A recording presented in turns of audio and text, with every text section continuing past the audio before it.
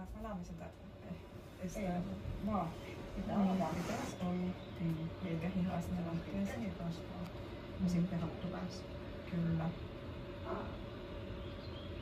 Mutta se varmaan siihenkin varmaan siedettyy ehkä jossain määrin, jos ei ole niin herkkä ihoinen, että sä nyt on ollut aurinkovallossa silleen, että nyt tulee niinku tavallaan tätä valoa niin paljon. Joo, aivan kiksentää. Niin, ei ole vielä ollenkaan.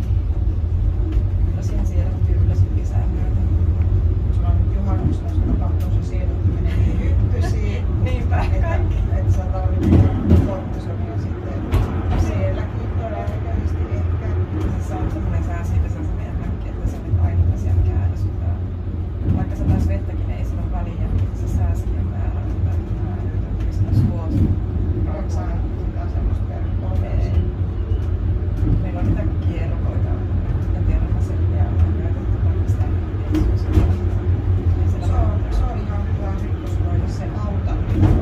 Ja sehän on hyppysystävällinen, että se ei ole hyödyllistä niille vesieliöille eikä hyppysille eikä tämmöisille.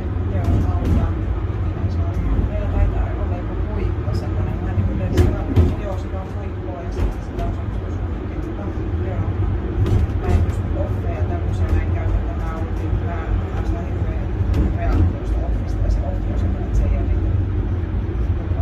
se haisee ihan kauhealle.